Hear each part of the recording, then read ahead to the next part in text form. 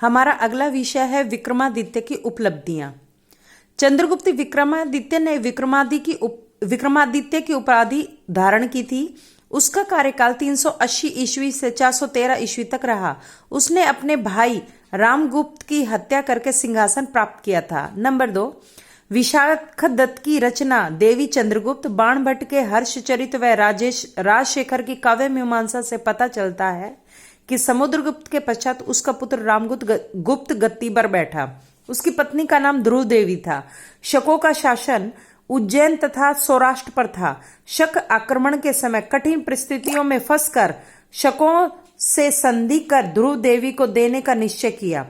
चंद्रगुप्त द्वितीय ने इसका विरोध किया और ध्रुव देवी की वेश में शकों के शिविर में जाकर शकराज को मार दिया और वंश की लाज रखी। उसके बाद में रामगुप्त की हत्या करके वह गद्दी पर बैठा। उसने ध्रुव देवी से विवाह भी किया, लेकिन इसका कोई ऐतिहासिक प्रमाण नहीं है। परंतु कुमारगुप्त प्रथम, जो चंद्रगुप्त द्वितीय के बाद गद्दी पर बैठा था, उसकी माता का नाम भी ध्रुव देवी था। नंबर 3, चंद्रगुप्त द्वितीय के अन्य नाम देवगुप्त, देवराजा, देवश्री, विक्रम, विक्रमादित्य, अप्रतिरथ, सिंह विक्रम, सिंह चंद्र, विक्रमांक, परम भागवत, अजित विक्रम आदि थे। नंबर 4, इसके शासन में 2 नगर गुप्तकालीन शिक्षा के प्रसिद्ध केंद्र थे।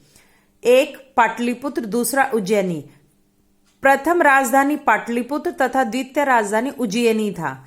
5, उसका काल साहित्य व कला का स्वर्ण युग कहा जाता है। उसके दरबार में 9 रत्न थे। Number 1 Kalidas, number 2 Dhanvantari, number 3 शपनक, 4 Amar Singh, 5 शंकु, 6 बेताल भट्ट, 7 घटकरपर, 8 वराह मिहिर, 9 वर्रुचि। नंबर 6, चंद्रगुप्त द्वितीय के शासनकाल में चीनी यात्री फाहियान 399 से 412 ईस्वी भारत यात्रा पर आया था।